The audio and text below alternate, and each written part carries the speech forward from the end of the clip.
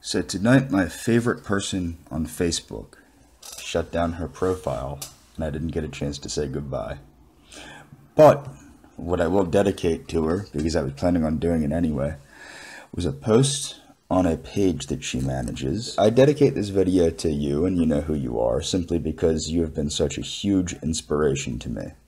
You have allowed me to finally cut all ties with my past forms of delusion, is what it was. Absolute delusion. Let me introduce you to James Robert Clark III. He's referring to a young woman from Argentina who was already deeply embedded in his very obsessive and very deluded psyche.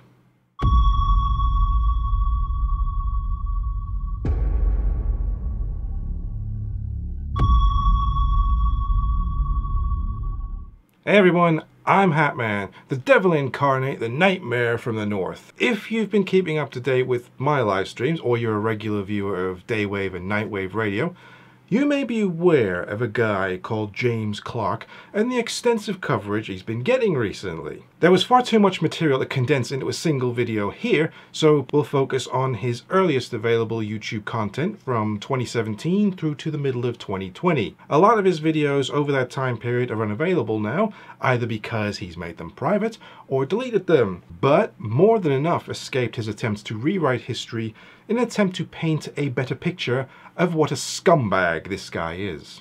First, a little scene setting courtesy of the guys over at Daywave.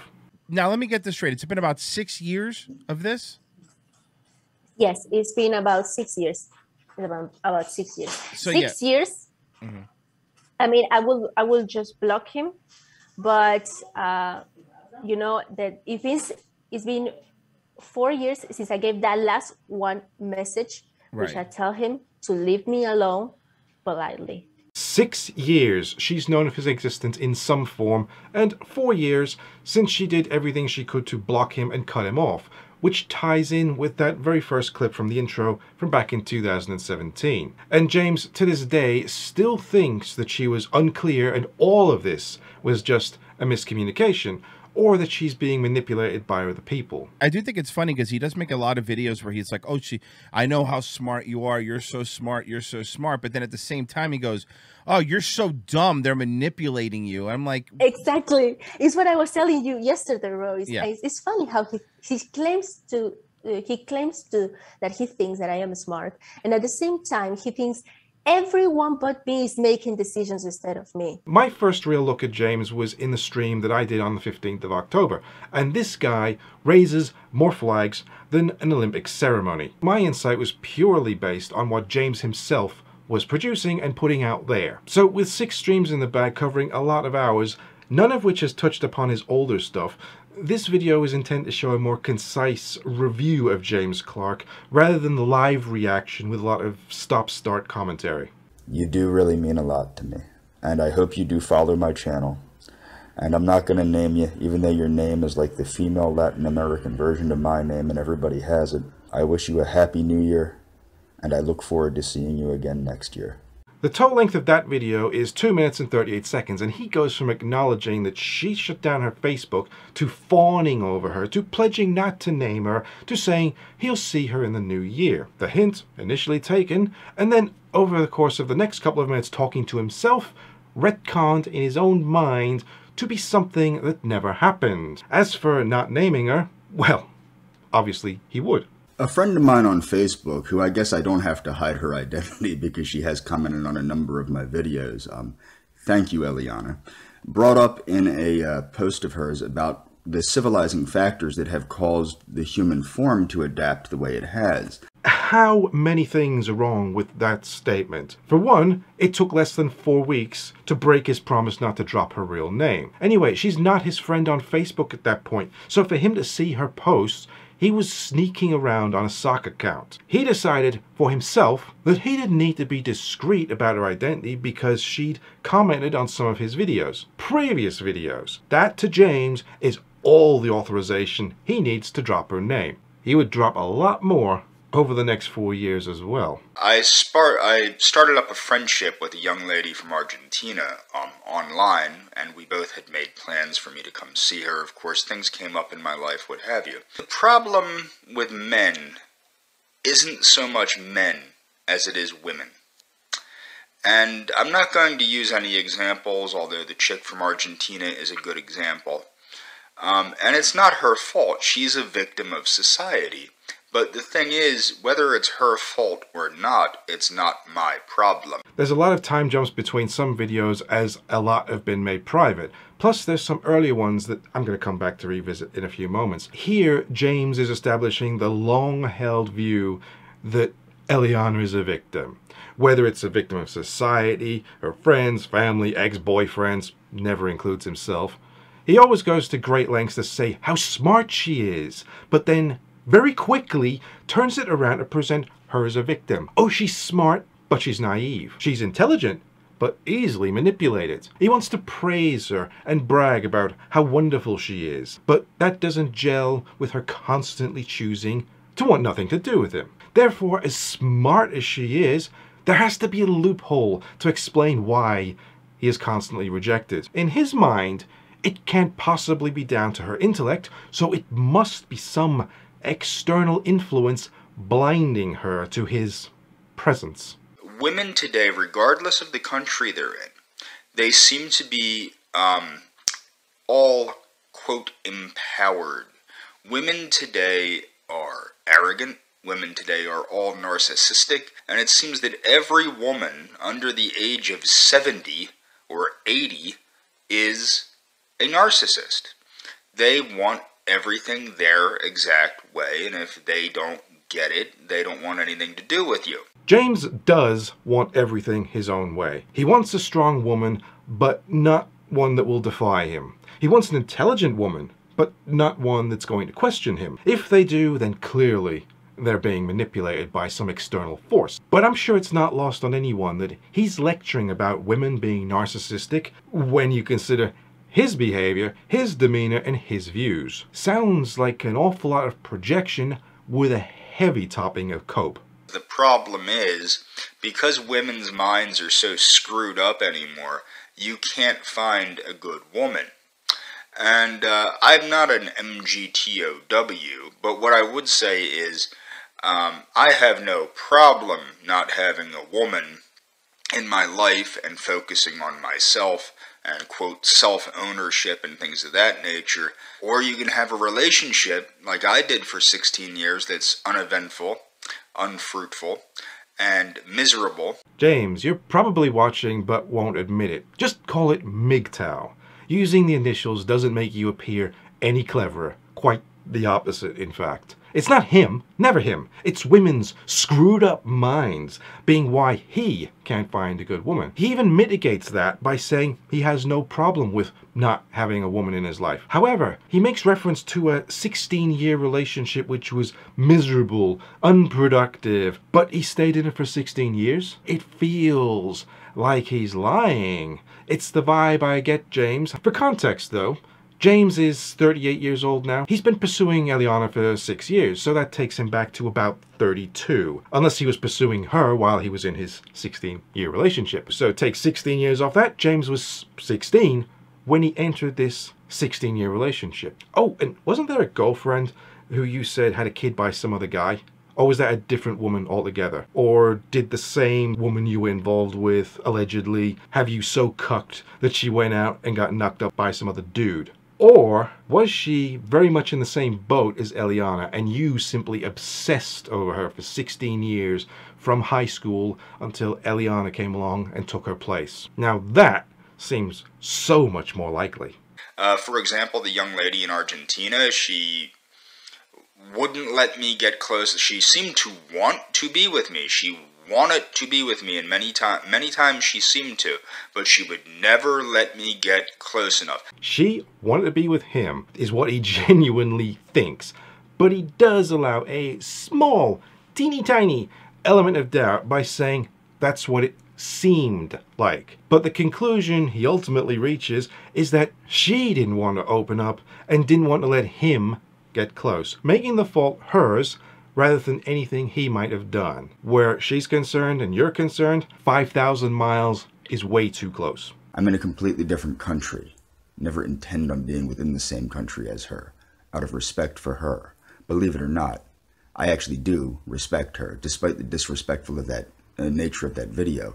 I needed to make sure that she knew that I was okay. I'm glad that she probably saw it, and she didn't comment, because she probably is a little bit annoyed and maybe scared of me. I don't know why she would be.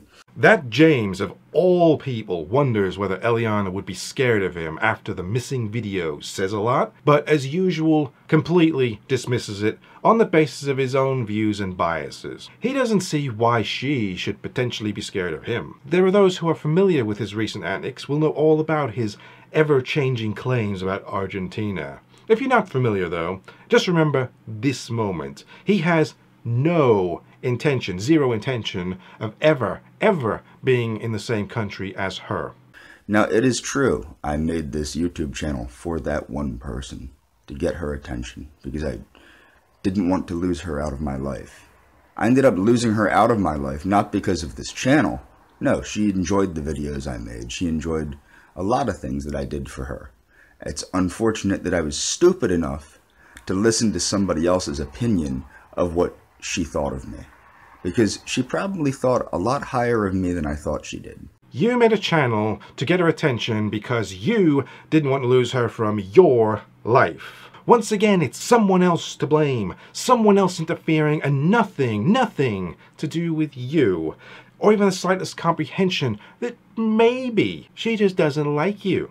And unfortunately, yeah, I annoyed the hell out of her, and I destroyed any chances of a genuine friendship with her. And the reason why? Because I believed what somebody else said about her, or somebody else said she thought of me.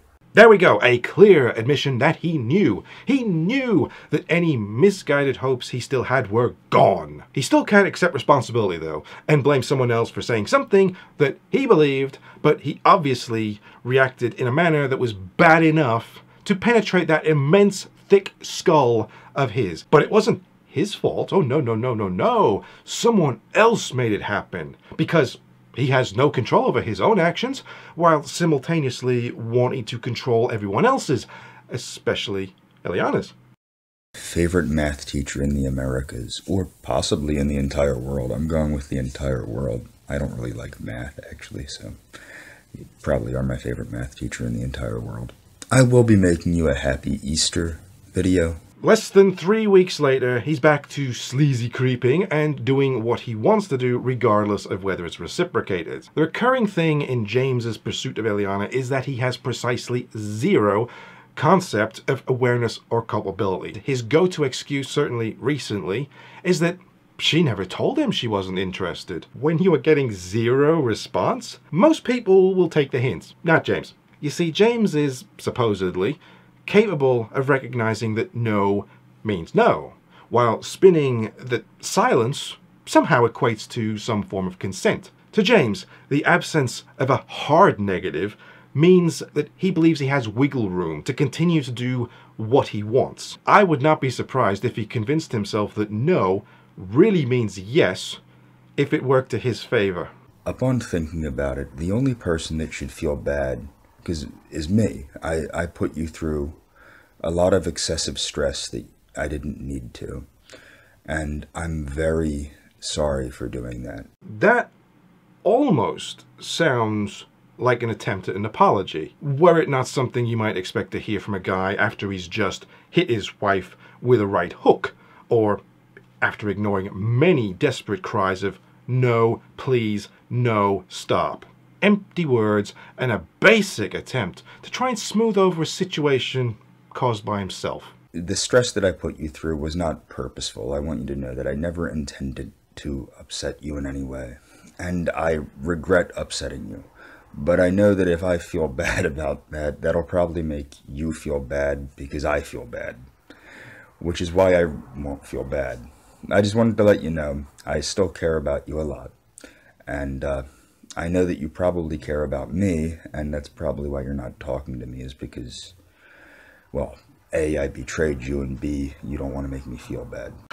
You narcissistic asshole, James. You regret what you put her through, but you don't feel bad, and you won't feel bad about it because you've decided and convinced yourself that she would feel bad if you felt bad? And you even take it a running jump further by declaring that the reason she isn't talking to you is because she cares about you and doesn't want to hurt your feelings. Nothing to do with this betrayal that you just referred to and casually discarded, or the incessant talking about her, following her around social media despite being blocked on every platform where she's found you following her, or the rage videos that you yourself have admitted and alluded to and apologized for, which I must admit I would dearly love to see some of these meltdown videos of yours, James. No, she's not talking to you because she's doing you a favor. I don't believe you have ever been in a relationship. This evening I will begin my journey to the great state of Georgia as a temporary place to stay before I vamonos down further into South America. Never intend on being within the same country as her. The travel restrictions on U.S. citizens to Argentina will be lifted on November 1st. So that looks like cha-cha-cha-cha. I will be coming down. I'll be coming down. So in the space of about 6 to 7 weeks, he went from I'll never go to Argentina to relocating to Georgia as a stepping stone before going to South America. Now, he doesn't specifically say Argentina, of course, but that's the inference.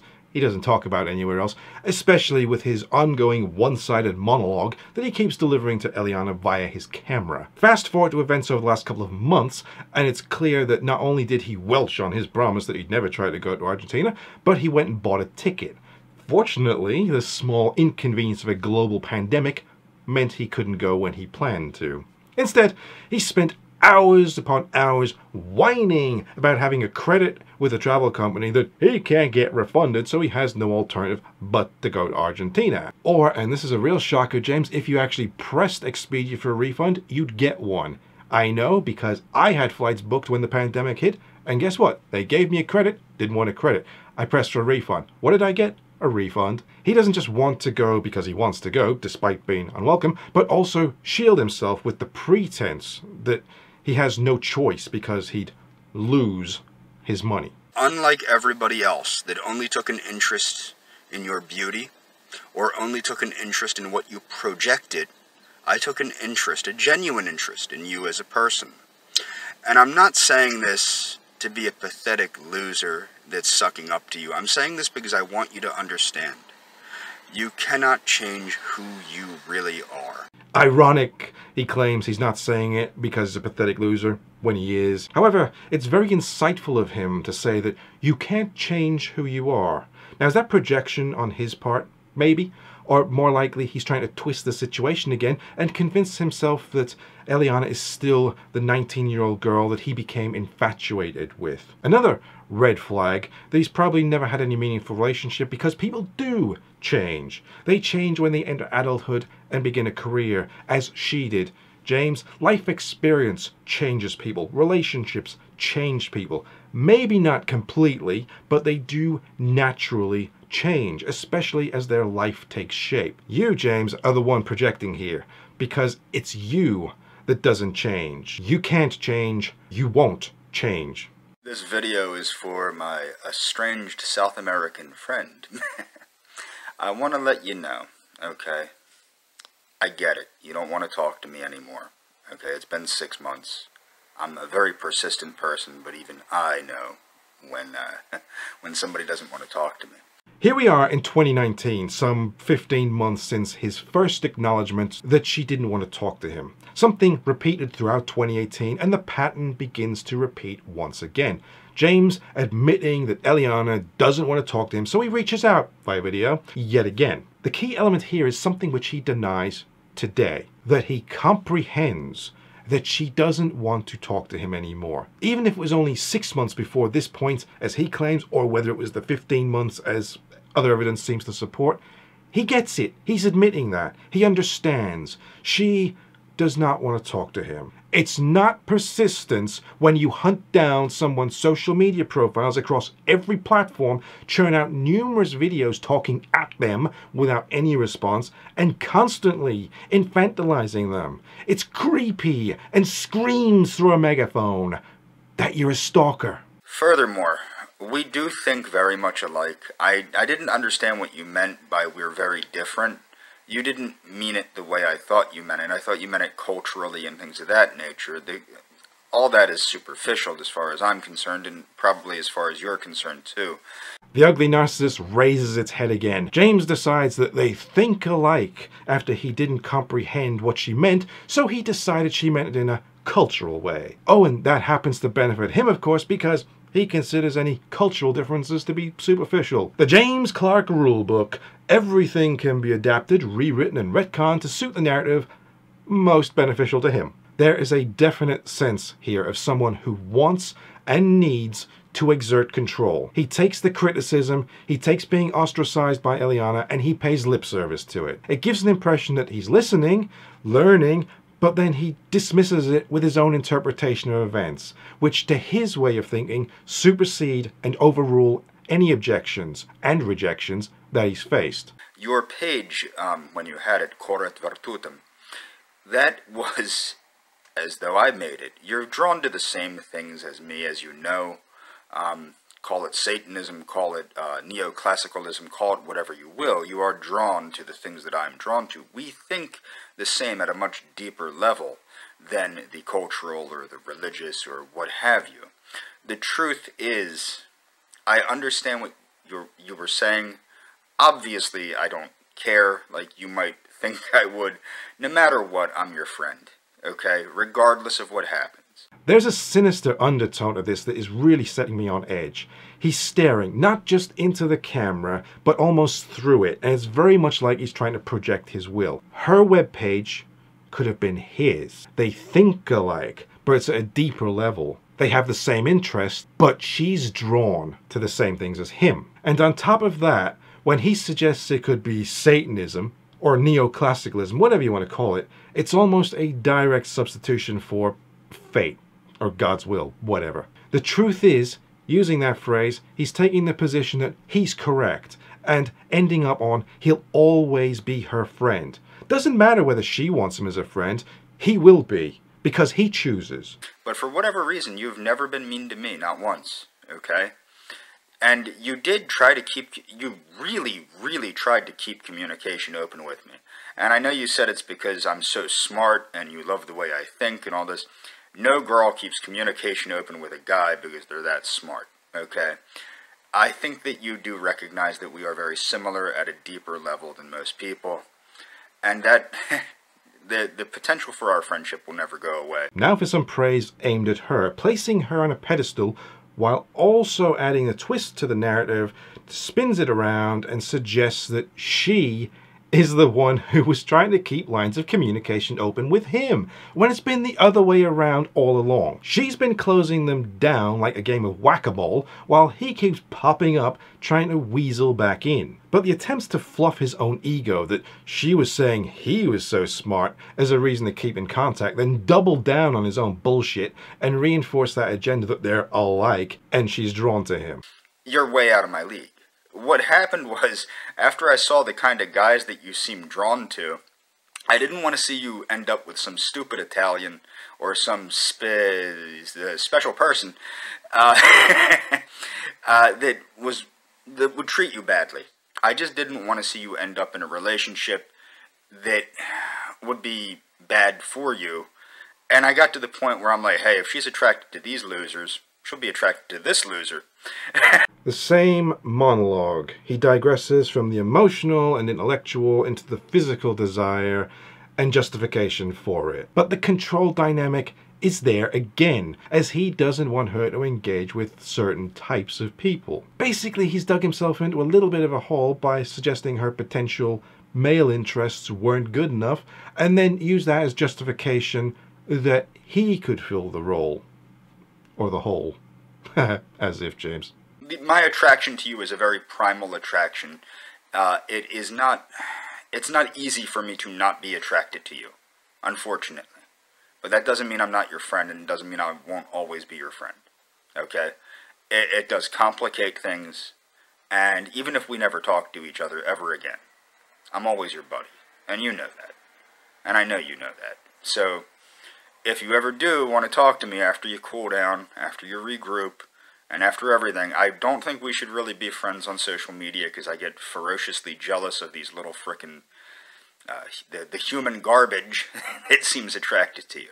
Everything he describes are problems with him. His own obsessive need for control and his own lack of self-control. James, there's nothing wrong with being attracted to an attractive woman. You make it out as if it's some immense burden that you have to carry, and you're so heroic for dealing with it. Then he lurches back to what he wants, what he's gonna do, and telling her that he will be her friend and what she knows. The blame in his eyes is shifted back to her again, this time because she's the one who's hot-headed and the main cause of his reactions, so the onus is on her to calm down. But then he tries to up the ante by angling for the reinstatement of a friendship, but away from social media. More, I guess, in the real world. Or maybe it's just something a little bit more private, one-on-one stuff like a messenger service, WhatsApp, Zoom, or whatever. But in the space of what's originally a 5-minute video,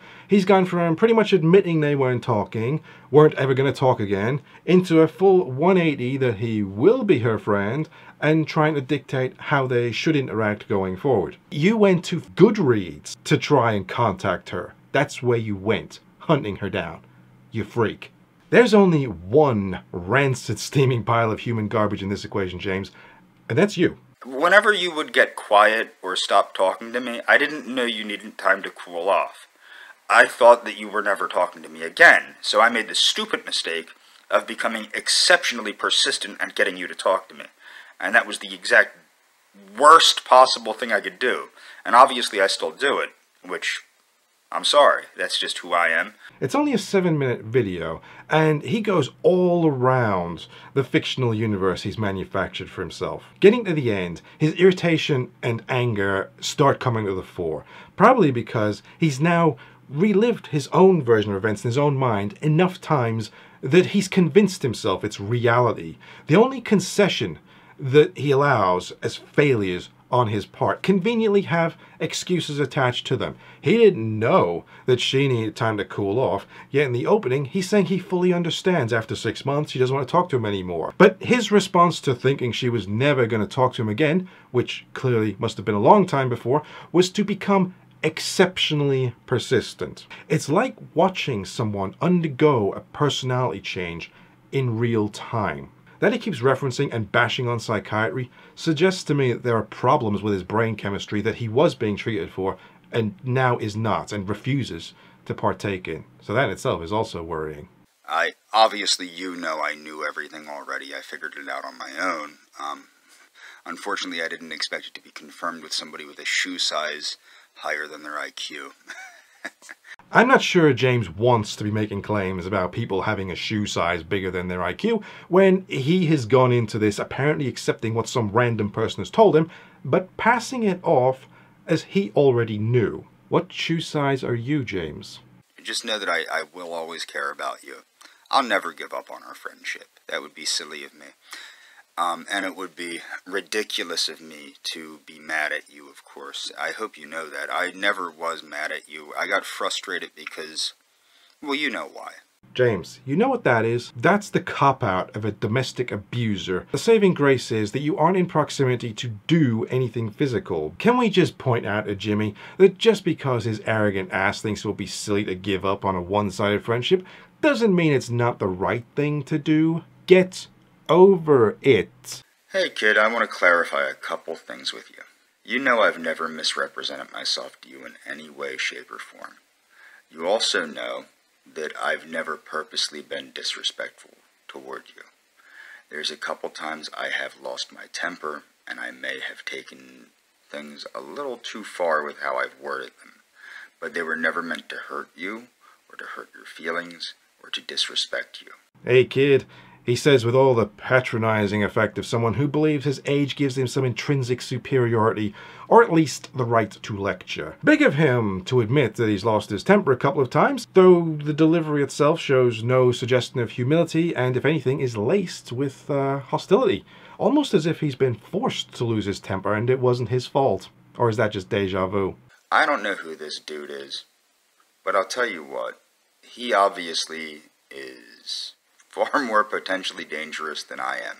And I'll put it to you like this. I plan on I'm not coming down to see you. As of right now, I plan on coming down to enjoy myself. If I get to see you, I get to see you. That's one positive. I don't plan on seeing you, and I don't think you really want to see me anymore. In fact, I'm pretty sure you don't want to see me anymore. But my point is, whoever this dude is, takes it up on himself to try and intimidate people out of talking to you. It's interesting that he refers to some random guy who's supposedly trying to intimidate him into not talking to Eliana. It's also interesting that he immediately implies that this other guy is potentially more dangerous than him. It almost sounds like a Freudian slip to me. But there's been a few claims of James that he uses sock accounts to troll Eliana, and obviously himself, as a means to possibly make her reach out to him. And if that means he has to role-play as the villain so he can present himself as the hero, that just sounds like vintage James to me. He can't help but keep throwing out that statement that he will be going down to Argentina, even adding the caveat that he won't see her. But I think most of us know that he wouldn't be able to help himself, even though he says that he's pretty sure she doesn't want to see him. So again, James is fully aware, or is processed to some degree at least, that he's not wanted. But his brain will reconfigure that knowledge into something more befitting his fantasy life. It's inevitable. I know that we share many similarities with one another, and you know it as well. And we could have a very good friendship, okay? You used to have a very good sense of humor, and you used to be very playful. James, the correct expression would be, I believe we could have a good friendship. But there you go again. It's about you, what you want, what you think you know, and that's your priority. Take your further comment that she used to have a good sense of humor. That's not only your opinion, but also something that you seem to be drawing out of past memories that may be more favorable to the narrative you want to construct. Of course, that being said, hundreds of us have seen her on Daywave Radio, and it seems like she has a damn fine sense of humor. Much better than yours. If my theory's right about who that dude is, I mean, after all, he even knew about your affinity for empanadas, chances are, if that's right, I feel really bad that you have to put up with somebody like that in your daily life. Well, she's had you in her daily life for the last 3 years by this point, and it feels very much like you're trying to construct some kind of legend that someone else is playing a troll, and I think we can all believe with confidence that the character you're referring to is under your control and direction. I'll be down before you know it, and it's going to be totally up to you whether you see me or not. But what that person needs to understand, I'm not coming down to do anything with you that you don't want to do. And the fact that he gets so worked up lets me know that there's a good chance that you do want to say hi to me. Nice attempt to engineer a situation where you can say, again, that you're going to Argentina and the decision to see you is hers. But then you try what you always do to find a way to twist the situation back to your benefit. In this case, someone that's conveniently come on the scene to be your nemesis is supposedly so worked up at the prospect of you arriving in the country that the only conclusion in your mind is that she does want to see you. Is that genuinely the narrative that you were trying to present here? I mean, come on, James. You were never good enough for her, so the only option you had was to try and make yourself seem better than you really are. I mean, you couldn't make yourself better looking. You couldn't make yourself rich. You couldn't change your personality. But you could create a situation to make yourself seem more noble, more heroic, more of a savior. In reality, you're a con man, a deceiver, a manipulator, a liar, a user. And she saw through you like a wet t-shirt. And so do the rest of us, James. We have your own words, your body language, your own contradictions, all conveniently recorded by you. There are far cheaper, far safer, and far more cost-effective ways for me to exploit a lovely young Latina if I wanted to. I could just get a job at one of Trump's concentration camps for juvenile border crossers or something, you know. And that was a joke. That was I was not being serious there. Anyhow, you could have left it at detention center or something like that without tacking on for juveniles. You and what you were doing was already creepy, but now it should be alarm bells and klaxons going off, especially given your fixation on a child that you wanted to work into your narrative as being Eliana's own child. Despite all evidence to the contrary and her own repeated denials, you still persisted with that view. It feeds into that hero complex, doesn't it? That she was somehow abused, neglected, a single mom, and all this, and needed you to save her. No, James, she's a very successful woman. She's not married. She's not divorced. She doesn't have a child. Factoring all this in together, before it was weird, creepy stalker behavior, but now one does begin to wonder. Juvenile detention camps, the constant infantilizing of Eliana, and what seems to be some kind of permanent viewing her of the teenager that you first met in that Facebook group. Weird is an understatement. Some people don't understand their place in life. I understand my place in life. I also understand your place. And you are a wonderful person. I do think that it would be a really cool thing if we did see one another. Happy birthday, kiddo.